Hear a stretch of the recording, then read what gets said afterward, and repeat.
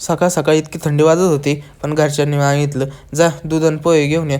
म्हणलं ठीक आहे बाबा, थंडी वाजते तरी जॅकेट बिकेट सगळं घातलं आणि मगच निघालो. मग डेअरीकडे निघालो, सरळ डेअरीकडे गेलो, दूध बीत ते घेतलं, दूध पिशवीने टाकलं आणि घरी आलो. कारण किराणा मालाच्या दुकानावर मग पोहे पण घेतले, थोडेच घेतले, दोघा तिघांनाच खायचे होते. मग सगळं सामान घेतलं, घरी आलो. घरी आल्यावर मग झोपीच गेलो तो थोडा वेळ तरी. मग मस्त आवरलं बिवरलं, कारण की मला मामाकडे जायचं होतं. मग बघा ही बारकी पण आली, हे म्हणून आम्हाला थांबवलं. मग ठीक आहे म्हणलं, मग त्या आयनला पण बोलून घ्यायचं होतं मला. आयन मग 5-10 मिनटातच आला.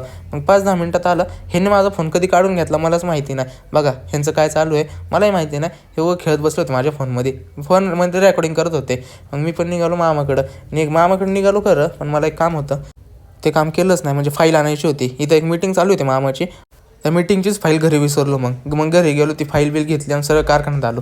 बघा आता कसा मस्त भरलेला दिसतोय कारखाना, सगळं सामान बिमान सगळं लावून ठेवलेलं आहे ना आता. त्याच्यामुळे मग दुसरा पण कारखाना चालू करायचा ना.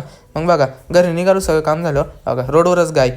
मी गेलो मस्त घरी, जेवण बिवण केलं. मग संध्याकाळी आयनला बोलून घेतलं, म्हणजे आयनला मला बाहेर जायचं होतं.